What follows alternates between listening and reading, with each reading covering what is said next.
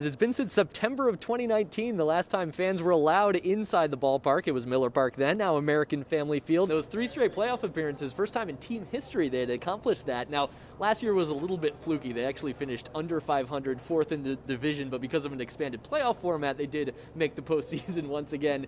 This season, though, Lily, as we are looking forward to 2021, very different. A lot of expectations for this team. Hey, guys, we saw a picture of a guy high up in the stands. Who is it? Was it Bob Uecker? Guys, it's the Uecker statue. It's Bob Come Uecker. On. Respect the legend. It's Bob Uecker. Another thing I want to show you, if we look over the side here, you see the zip ties on the bleachers out here? Same thing on seats in different parts of the park. That is to ensure that people are socially distanced. Math is not necessarily our strong suit here on Wake Up. I tried to do a little math, though. 557 days since the last Brewers home game with fans in the stands at Miller Park. Wow. This is about the time, 4 hours into a show, we start to get a little loopy, a little off the rails. Perfect guy for that now, right? 4 hours? We've been here bright and early, It's a Tim. marathon, not a sprint. Man, yeah, I've been here about 20 minutes, so I rolled in.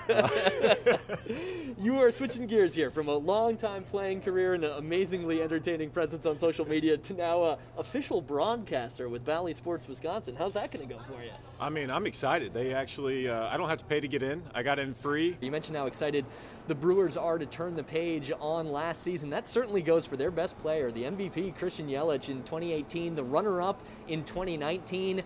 Last year was one of the worst seasons of his career. He hit barely above the Mendoza line, struggled to start the season, never really got on track. Well, things are very different already in 2021. He tore up spring training, looked much more like the player we are so used to watching here in Milwaukee. And he is also very excited to have some atmosphere, some energy back in the stands here at American Family Field, and thinks that will have a big impact on him and the rest of the team. You should just be grateful to play and realize how much of an honor it is to be out there and take joy in that. And I think we learned all that last year, you know, when you're playing in front of no fans and you have all the protocols you have to go through and it's the pumped-in crowd noise. It's just completely different than what you're used to. And for me, I'm just going to be grateful that, you know, we have a semi, representation of normal out there and slowly inching back towards that. And I guess you could say, yeah, I have a greater appreciation for the game.